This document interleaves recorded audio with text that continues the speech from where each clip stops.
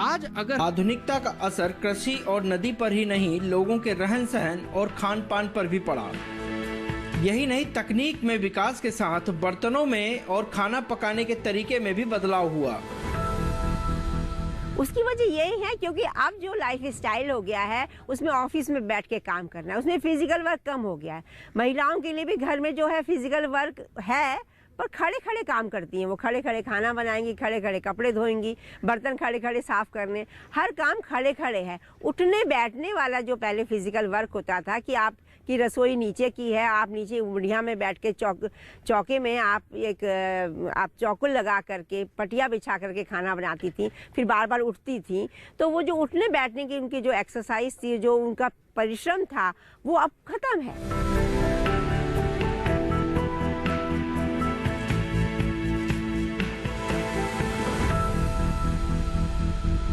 ऐसा नहीं है कि सब कुछ खत्म हो चुका है। आज भी ऐसे लोग हैं जो अपनी परंपराओं को जीते हैं और अपने सादगीपूर्ण खान पान को अपनी ताकत समझते हैं।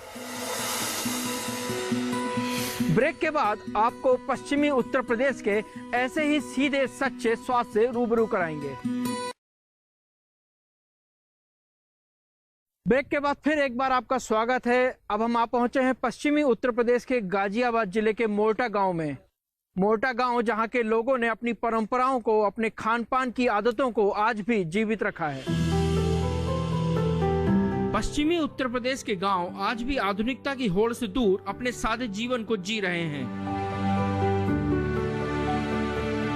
सचिन जी, पश्चिमी उत्तर प्रदेश के इस इलाके में आपने ये खेती आपने की है, आप विदेश में रहे हैं, वहां से वापस आकर आपने इसको एक तरह से अपनाया, देसी खान पान को, परंपरागत रहन सहन को। तो इसके अनुभव क्या रहे आपके? हम इसलिए गांव की तरफ लौटे, मैंने कहा भाई गांव तो लौटना ही पड़ेगा। स्वस्थ रहना है, स्वस्थ ही नहीं रहेंगे तो जीवन क्या है। और गांव में रहना है तो गांव में रोजगार भी कुछ ऐसा स्वदेशी करना पड़ेगा। वर्ल्ड की जीडीपी का 1850 में ब्रिटिश गवर्नमेंट के आंकड़े की 30% हम थे वर्ल्ड की जीडीपी का।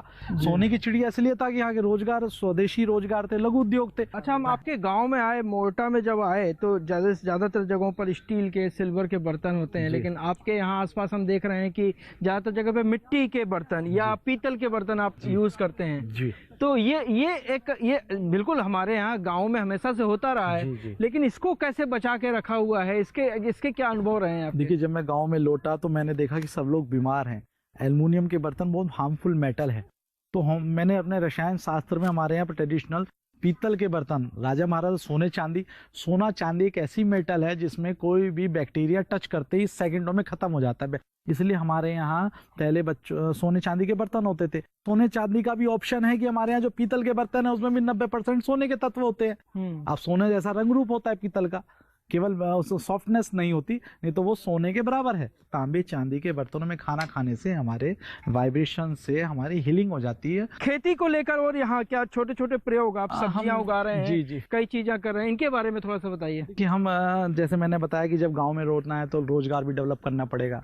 तो हम अपने लिए सारे यहाँ पे आसपास किसानों को हमने मोटिवेट किया। तो कहीं अपने लिए धान उगा रहे हैं, कहीं चावल अपना गेहूँ उगा रहे हैं। गन्ने से खेती करके हम खांड गुड़ शक्कर भी बनाते हैं, जो हमारा ट्रेडिशनल स्वीट था। हमारे शरीर के लिए सबसे ज्यादा मीठे की जरूरत है, आयुर्वेद कहता है, और मीठा ही दूषित है। आज अगर हम अपने खाने पर नजर डालें तो पाएंगे हमारी थाली में विविधता आ गई है।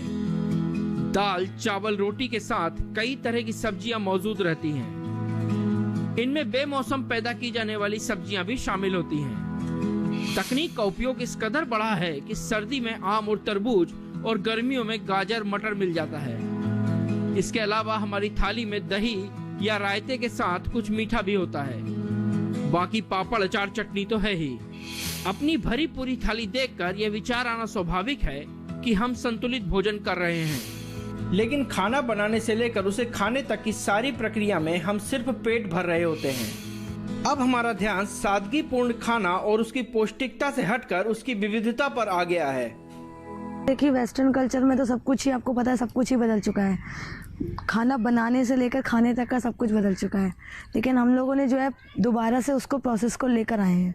ठीक है, जैसे वेस्टर्न कल्चर में क्या है कि खाना जो है गैस पे बनता है, और अब गैस तो जो है बिल्कुल ही ख़त्म हो गई है, जब से इंडक्शन आया है।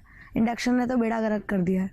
ठीक है, तो खाना उसमें बनता नहीं है, बस वो तो एक नॉर्मल जो है पक जाता है, मतलब उसके सारे न्यूट्रिएंट्स खत्म हो चुके होते हैं, गल जाता है सब कुछ। बस वो ये है कि तुम गला हुआ उसे खा रहे हो, ज़बरदस्ती गला रहे हो और उसे खा रहे हो। लेकिन जब हम चूल्हे पे बनाते हैं तो पूरी तरह से पकता है। हमारी थाली में जितनी विविधता होगी उतनी ही मेहनत उसे पचाने में भी करनी होगी। महज कुछ साल पहले तक थाली बेहद सादी और संतुलित होती थी। दाल चावल या रोटी सब्जी यह भोजन आसानी से पचता था और दिन भर काम करने की ताकत देता था।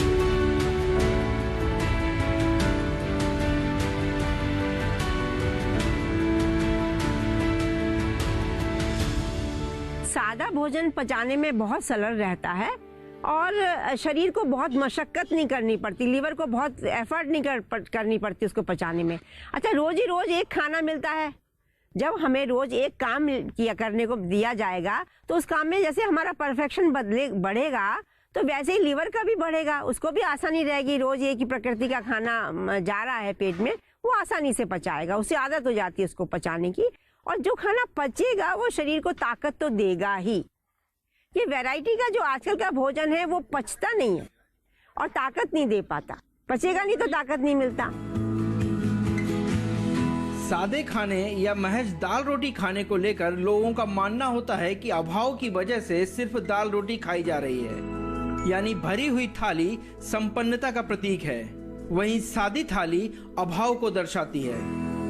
अभाव की बात नहीं थी, ये सरलता की बात थी। और वो इस बात को जानते थे कि हम सादा सरल भोजन करेंगे तो वो पचेगा और हमारे शरीर को ताकत देगा। वो सिद्धांत को वो पुराने समय से समझते आ रहे थे। और जहाँ तक ये बात है कि उनको पोषकता पूरी वो देगा, साथ में जो वैरायटी भोजन, वो जब बार त्योहार आते थे तो उसमें वो वैरायटी भोजन करते थे। बार त्योहार में समय के बदलने पर, ऋतु के बदलने पे जो त्योहार आते रहते हैं हमारे यहाँ, तो देखिए बहुत, जितने साल के दिन हैं उतने ही उसमें 200 त्योहार लगभग आ जाते हैं 365 दिनों में। तो 200 दिन तो वो वैरायटी का भोजन करता ही था। ऐसी बात नहीं है कि वो बथुए का रायता नहीं खाएगा या आपका कोई और जो मौसम की सब्जी है आलू मेथी की वो नहीं खाएगा, वो सब खाएगा, वो सब करता है। उसको समझ है कि मुझे कितना खाना है। पर रोज रूटीन में वो सादा भोजन करने का इच्छुक रहता था और ये वो अपने ज्ञान की वजह से करता था, समझदारी की वजह से करता था, अभाव की वजह से नहीं करता था। पश्चिमी उत्तर प्रदेश में रोजमर्रा के जीवन में रोटी और उड़द की दाल का सादा भोजन ही खाया जाता था। और ये उड़द की दाल आज की दाल मखनी की तरह नहीं होती थी, बल्कि बिल्कुल सादी दली उड़द की दाल प्रयोग में लाई जाती थी। आपने ये देखा होगा कि नए फैशन में बच्चे दाल मखनी तो बहुत पसंद करते हैं। तो दाल मखनी तो साबुत उड़द की दाल है और उसमें तो और बहुत अच्छा मक्खन भी पड़ जाता है, तो वो हैवी है बहुत खाने में। तो अगर बच्चे एक्सरसाइज करते हैं तो ठीक है, नहीं तो वो उसको पचा नहीं पाते हैं। तो इस तरह से उड़द की दाल सर्वश्रेष्ठ दाल मानी जाती है। और जब वो घी के साथ, उसमें घी भी अच्छा पड़ जाता है। घी हमारा पित्त भी कम करता है, बात तो कम करता है, ये पित्त भी कम करता है। तो अगर थोड़ा पित्त करती है उड़द की दाल तो उसमें घी पड़ गया तो पित्त नहीं होगा ज्यादा, और इस तरह वो बैलेंस दाल बन जाती है।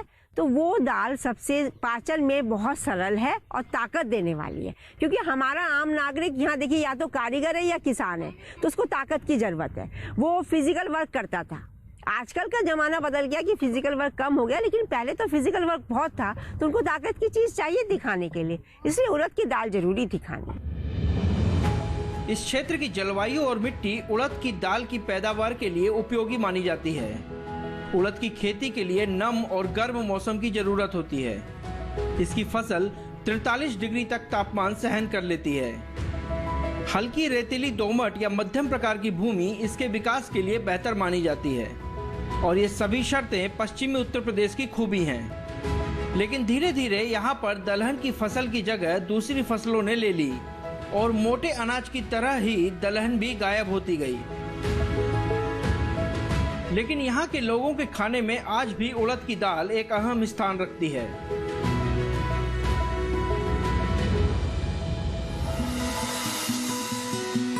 फिलहाल वक्त हो चला एक ब्रेक का। ब्रेक के बाद पश्चिमी उत्तर प्रदेश की उड़द की दाल और उसके साथ ज्वार की रोटी का स्वाद चखेंगे।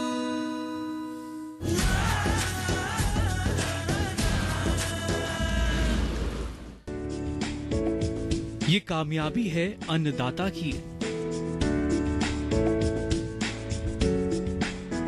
ये कहानी है खेत और खलिहानों की। कैसे करें अपने पशुओं की देखभाल,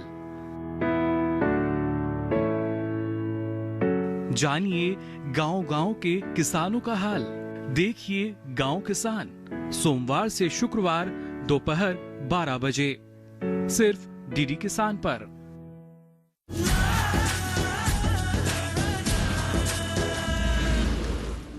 सभी दालों में उड़द की दाल सबसे ज्यादा ताकतवर मानी जाती है।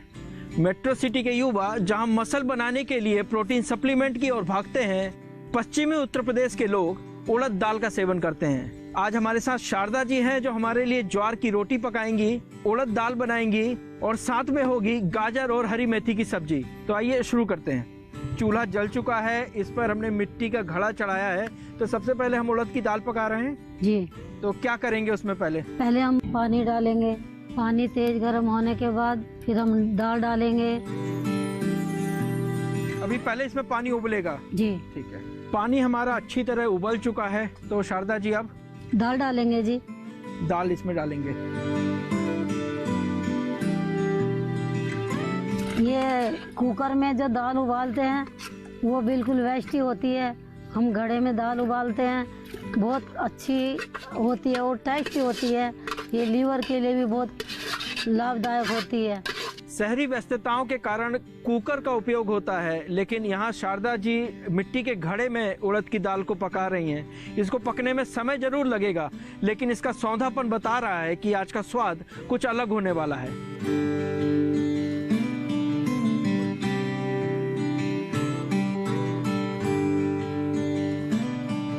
इसमें अब शारदा जी नमक डाल रहे हैं। और खाने में हम सेंधा नमक ही करते हैं, जो कि लीवर के लिए बहुत ही अच्छा होता है। हाजमा बहुत अच्छा बनाता है, टेस्ट अलग आता है इसका। ये बेहद अहम बात है। आमतौर पर लोग उपवास के दौरान सेंधे नमक का उपयोग करते हैं, लेकिन शारदा जी अपने रोजाना के खान पान में सेंधे नमक का उपयोग करती हैं। नमक के बाद इसमें हल्दी डाल रहे हैं। हल्दी डाल रहे हैं जी हम। बहुत ही सादे तरीके से इसकी प्रिपरेशन है उड़द के दाल की।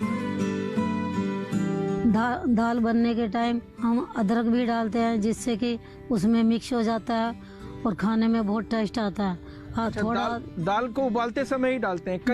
कई जगह दाल का तड़का लगाते समय अदरक डाला जाता है। हम दोनों बार ही डालते हैं। अच्छा, आप दोनों बार अदरक थोड़ा डालेंगे? पहले डालते हैं, थोड़ा उसमें, उससे और भी ज्यादा टेस्ट होता है। तो ये थोड़ा बनाने का थोड़ा अलग तरीका है। थोड़ा अदरक पहले डालते हैं, फिर थोड़ा अदरक तड़के के समय उपयोग में लाते हैं। जी हाँ जी, हाँ जी।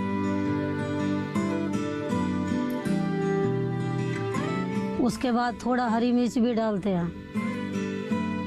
तो ये सेहतमंद पौष्टिक उड़द की दाल बनने में समय लगेगा तकरीबन 1-1.5 घंटा।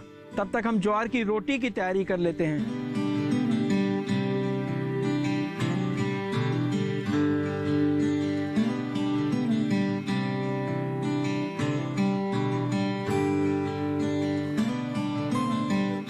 तो अब आटा हमारा तैयार हो गया है। हाँ जी, ये हमने आटा तैयार कर दिया और पानी भर के इसको छोड़ दिया। अच्छा। जिससे कि ये खाना बनाने में और खाना सेकने में और खाना पचाने में बहुत अच्छा होता है। इसको कोई भी बनाए, ऐसा ही बनाए जिससे आटा फूल ले। मतलब आटा लगा के तुरंत रोटी ना बनाए, थोड़ी देर के लिए छोड़ देना चाहिए। दाल पक रही है, उसके बाद दाल पक जाएगी, फिर हम रोटी सेकेंगे। ठीक है।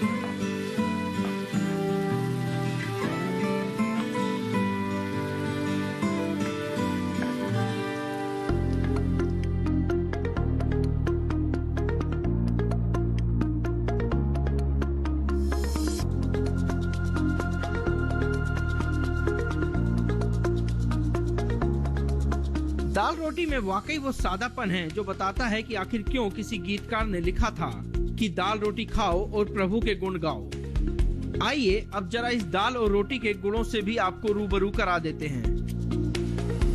ज्वार दुनिया के 5 प्रमुख अनाजों में से एक है।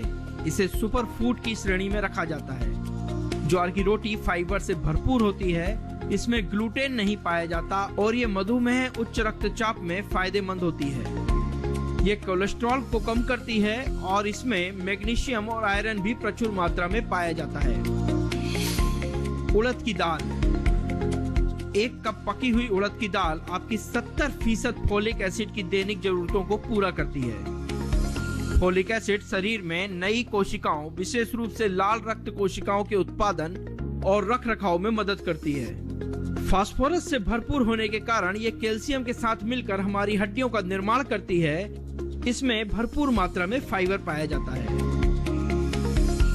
देखिए, उड़द की दाल की खिचड़ी जाड़ों में भी चलती है और उड़द की दाल तो पश्चिमी उत्तर प्रदेश में तो 12 महीने खा जाती है, लेकिन इसके साथ रोटी जरूर बदलती रहती है। गर्मियों में तो गेहूं की हल्की रोटी हो जाती है, जाड़ों में बाजरा और ज्वार हो जाता है। जैसे वर्षा ऋतु में पाचन तंत्र थोड़ा कमज़ोर रहता है तो वहाँ पे थोड़ा हल्का खाना खाना ही होता है हमें, तो उस समय हम भारी मिलट नहीं खा सकते। ये बात सही है, इसका ध्यान रखा ही जाना चाहिए। विकास की अंधी दौड़ और लालच की वजह से हिंडन नदी आज धरती से हिडन होने की स्थिति में आ गई है। स्वास्थ्य, सेहत और इंडिया के जरिए हमारी कोशिश यही है कि हम अपनी नदी, अपनी संस्कृति, अपने तौर तरीकों को फिर से जीवित कर सकें, जिससे हमारी सेहत भी कायम रहे और प्रकृति के साथ जुड़ाव भी बना रहे। आज के सफर में बस इतना ही। अगले हफ्ते फिर मिलेंगे किसी नई जगह, नए स्वाद, नई बात के साथ। तब तक के लिए अलविदा।